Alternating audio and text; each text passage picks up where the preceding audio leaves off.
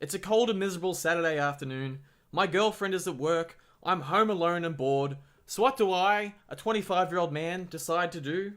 Well, I've been binge watching the Ted Bundy tapes on Netflix, and that shit is quite fucked up. So naturally, I need to sit down with some good old-fashioned YouTube and detox. So who better to help me forget about all my troubles than my good friends, Joel and Leah. And lo and behold, they have a video, just for me. Hi, we're Joel and Leah. And this is 10 questions that British people have for Australians. Questions for Australians. Big eye emoji. AU. What do British people think about Australia? Let's find out. The Australian version, and let's kick it off with the first question. Why do you call flip-flops thongs? Yeah, and if you call flip-flops thongs, what do you call thongs? Yeah. Because a thong is just like a pair of pants with like a small... Why do we call flip-flops thongs? I don't know, to be perfectly honest with you. I mean, I think that word used to actually be quite common to describe thongs or flip-flops. I know that they used to use it in the US, and I assume they probably also used to use it in the UK.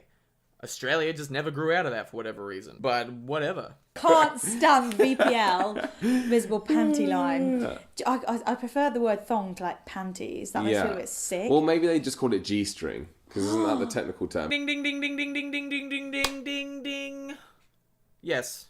I think we just call it a G-string, typically. The next question is, why do all famous people from Australia leave as soon as they get famous? Yeah, that's so true. As soon as they see a little bit of success, they're out off. of there. It's almost Why as does if no one stay? every management they've ever had, like actors, presenters, singers, they must just go, right, you've made it here. Yeah. Get yourself to America. Get yourself to England. It's weird, isn't it? I mean, this one, I think, is pretty easy to answer. And of course, I can't speak for all famous people. I can't even speak for not famous people. Who the fuck is this guy?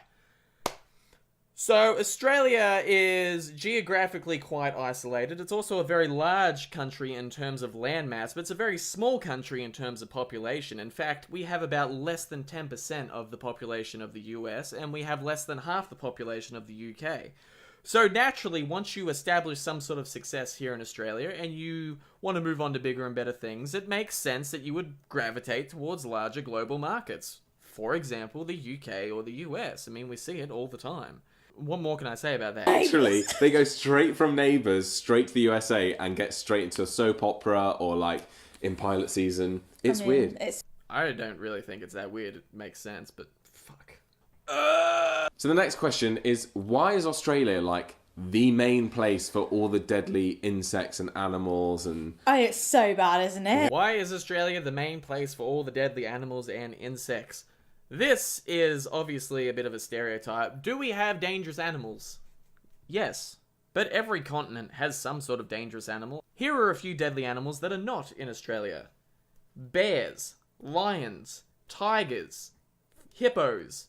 Fuck, hippos are incredibly dangerous. The point I'm making is that these animals exist, but they're not really a part of your everyday life. I live in a major city, and I never see dangerous animals ever. Like, even spiders. You don't see very many... Fucking... what a dumb question. It's like deadly alligator. We don't have alligators, we have crocodiles.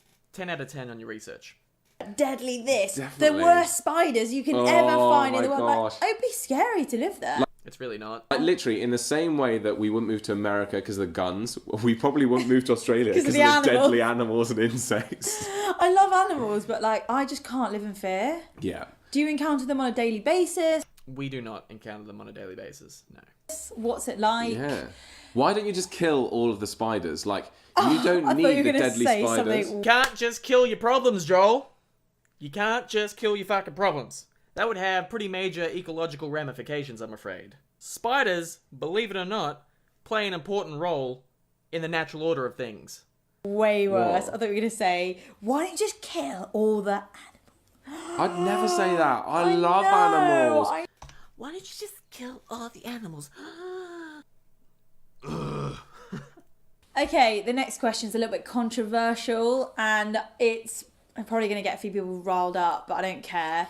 Why are some of you still so sexist? Why are some of you so sexist?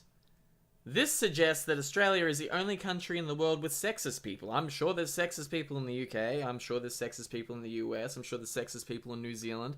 Canada, Mexico, fucking wherever. You're going to encounter sexist people no matter where you are in the world. It's not exclusive to Australia. But beyond that, I'm not going to touch this question because I am not going to dive down that fucking rabbit hole.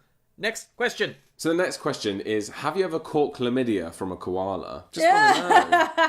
That's so weird. Yeah, we read somewhere that koalas carry chlamydia. Yeah.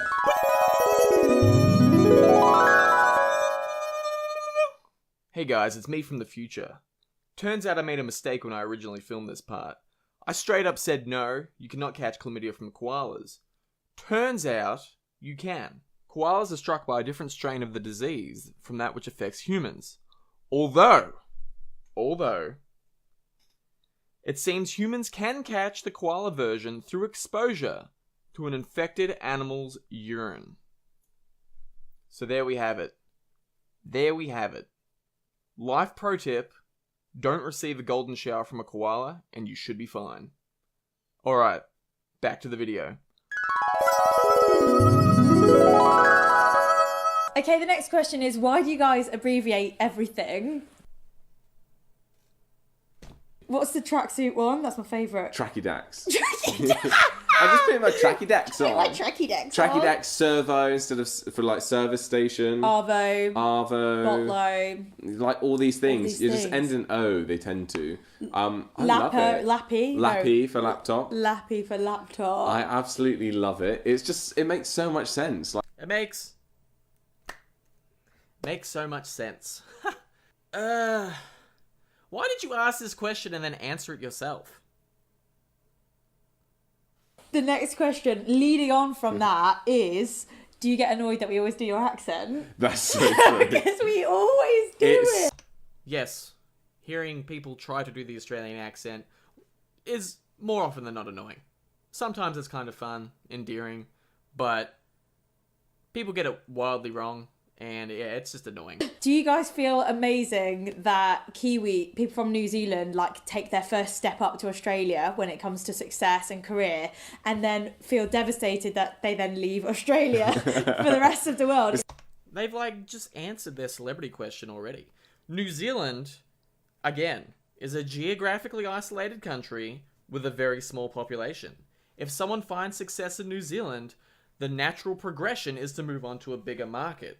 Australia is an incrementally larger market than New Zealand, and then from there, you move on to the US or the UK. It's not that fucking hard. Like treat Australia as a stepping stone. It is. You're like onto the rest of the stepping world. stone, especially for like Kiwis. We're exactly the stepping stone. Next question. Next question is, do your toilets flush the opposite way to ours? Because you're the other side of the world. Ours like goes around like this, I think. So does yours go around like that? This is like taught in second grade science. Yes. Water flows a different direction depending on what side of the equator you're on. So if you're in the northern hemisphere, it's going to go one direction, and if you're in the southern hemisphere, it's going to go the opposite direction. It's not that difficult to understand. However, our toilets flush like this.